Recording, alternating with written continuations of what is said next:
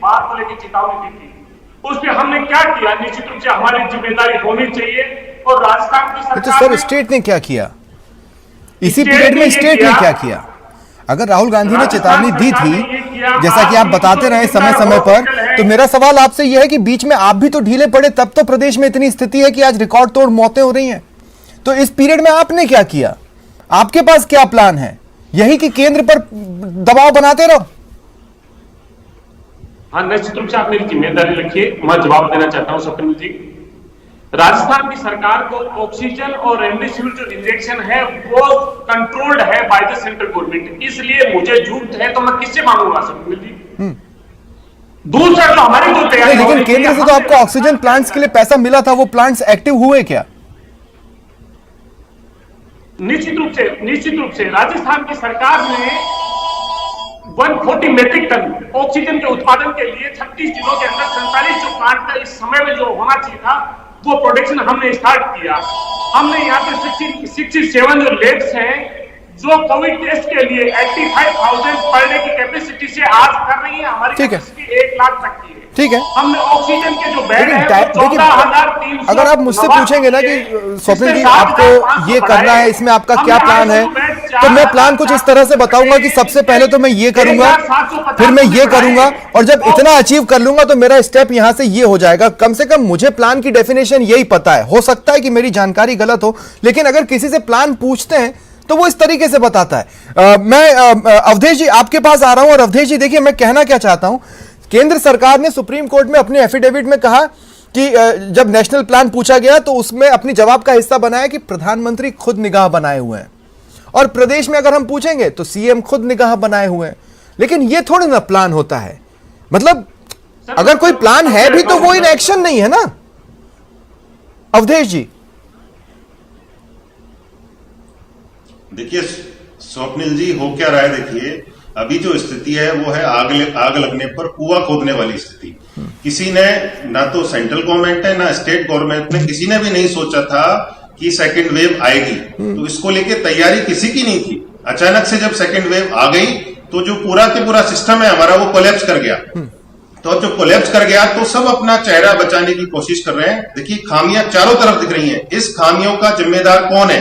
सिर्फ इसका ठीकरा फोड़ने के लिए सिर ढूंढे जा रहे हैं। देखिए ये सब कह रहे हैं कि इन्होंने वो नहीं किया, स्टेट बोलता है केंद्र ने ये नहीं किया, केंद्र बोलता है स्टेट ने ये नहीं किया। ये कोई नहीं बता रहा है कि किया किसने, क्या किया।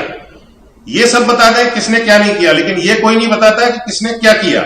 ये स्थिति है। तो ये कब जाके, जैसे आग लग जाती है उसके बाद आप कुआं खोदना प्रारंभ करेंगे तो कब जाके कुआं खुदेगा, पानी निकलेगा, आग बुझेगी, तब तक कितने लोग जल जाएंगे, कितने लोग झुलस जाएंगे। इस स्थिति से हमारा देश और प्रदेश इस समय गुजर रहा है। और इसके लिए पूरी की पूरी जो केंद्र सरकार है, राज्यों की सरकार है, वो सबके सब जिम्मेदार हैं। अभी हाल ही में एक मीटिंग चल रही थी, प्रधानमंत्री नरेंद्र मोदी कोरोना से सबसे ज्यादा प्रभावित राज्यों के मुख्यमंत्रियों के साथ जुड़े हुए थे। उसी वक्त एक स्टेट एक मुख्यमंत्री का पोर्शन लाइव हो गया और उस पर हाय तौबा मची। कई टीवी डिबेट्स बुलाई गई, हमने नहीं बुलाई क्योंकि मुझे उसकी जरूरत महसूस नहीं हुई। मैं कहना यह चाह रहा हूं कि एएपी ने आकर बोला, पहले तो वार किए, बीजेपी ने और जम कर वार किए कि प्रोटोकॉल से अगेंस्ट हो गया। लेकिन मैं कह रहा हूं कि उतने हिस्से में एक ट्रांसपेरेंसी तो शायद नजर आ सकती थी। इतने हाय तौबा की जरूरत नहीं थी। लेकिन जब आपके पास प्लान नहीं होता है तो हाय तौबा होती है। क्या छुपा रहे हैं आप? बिल्कुल स्वप्निल जी, देखिए आप राज्यों के मुख्यमंत्रियों के साथ बैठक कर रहे हैं। कोरोना जैसी जो विकराल स्थिति धारण कर चुका है उस पर आप मीटिंग कर रहे हैं, तो उसमें आप क्या गोपनीय बात करेंगे? देखिए जो ट्रांसपेरेंसी के दौर में पहली बात तो गोपनीयता की बातें होनी नहीं चाहिए, तो वहां तो ऐसी कोई सीक्रेट बात होनी नहीं थी जिसको आम लोग सुन नहीं सकते हैं। और इससे पहले भी जो मीटिंग्स हुई हैं, हो सकता है प्रोटोकॉल के कोरोना को लेकर मुख्यमंत्रियों की, उसमें प्रधानमंत्री का जो बिल्कुल नहीं थी कि जिसपे ऐसे समय पर जब जो पॉलिटिकल पार्टीज हैं, जो नेता हैं उनको पूरा के पूरा ध्यान लगाना चाहिए किस तरह से लोगों को मदद पहुंचाई जाए। उसकी बजाय आप अपनी ऊर्जा को नष्ट कर रहे हैं एक दूसरे पर आक्रमण करने पर। तो इतनी बड़ी बात नहीं थी कि इस पर इतनी बड़ी हाय तौबा मचाई जाए। ठीक है, एक बार फिर आशीष जी देखिए, प्रधानमंत्री नरेंद्र मोदी ने वैक्सीन निर्माता कंपनियों के साथ बातचीत की और यह कहा कि भैया वैक्सीन के दाम को ना एक बार रीथिंक करो। विपक्ष बार बार ये मांग उठा रहा है, लेकिन मैं ये नहीं समझ पा रहा हूं कि BJP as a political party ये स्टैंड तो बताए कि ये जो वैक्सीन निर्माता कंपनी है उन्होंने जो दाम तय किए राज्यों और निजी क्षेत्र के लिए वो सही है या गलत है, एटलीस्ट ये तो बताइए। विपक्ष मांग कर रहा है इसलिए आपने वैक्सीन निर्माता कंपनियों को बोल दिया, ये कोई स्टैंड नहीं हुआ। आप क्या सोचते हैं? तब हमें समझ में आएगा कि शायद आप सही डायरेक्शन में हो। प्रधानमंत्री जी, स्वप्निल जी, जब हमारे शीर्ष नेता प्रधानमंत्री जी ने ही आग्रह कर दिया है कि ये रेट ज्यादा है, तो इसमें पार्टी का स्टैंड स्वतः ही आ जाता है।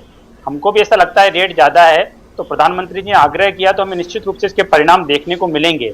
और ऐसा नहीं है, सबकी नजर बनी हुई है, सुप्रीम कोर्ट की भी, केंद्र सरकार की भी, सबकी नजर बनी हुई है। लेकिन हो क्या रहा है, यहाँ पे हम एक डिफरेंशिएट किया जा रहा है कि 50% वैक्सीन हो रही, तो 50% जो केंद्र प्रोक्योर कर रहा है वो भी तो राज्यों को ही दे रहा है। आज राजस्थान ने 1,15,00,000 जो वैक्सीन लगाई है वो केंद्र सरकार ने free of cost he provide करी है। केंद्र सरकार ने तो उसका 1 भी रुपया चार्ज नहीं किया है। तो इसमें डिफरेंशिएट क्यों हो रहा है कि हम 50% केंद्र सरकार को इस रेट पे मिल रही है और राज्यों को इस रेट पे मिल रही है? जिस चीज पर देखिए आशीष जी, जिस चीज पर आपके एफिडेविट के जवाब के हिसाब से जिन हालात पर एक एक घटनाक्रम पर प्रधानमंत्री नरेंद्र मोदी खुद निगाह रखे हुए हो, उस चीज की एकाएक इस तरह से कीमत सामने आना ये बोलती तो है कि शायद निगाह रखने में चूक हो गई, क्योंकि विपक्ष की मांग के बाद आपने कंपनियों से कहा है, आपने जिस दिन कंपनियों ने कीमत कही उस दिन नहीं कहा। सीरम इंस्टीट्यूट की बात करें चाहे भारत बायोटेक की बात करें, मेरी बात सुनिए। देखिए, दोनों प्राइवेट कंपनियां हैं, दोनों प्राइवेट प्लेयर हैं, वो विदेशों में भी अपनी वैक्सीन भेज रही हैं और प्राइवेट हॉस्पिटल्स को भी, स्टेट गवर्नमेंट को भी सप्लाई है। तो देखिए,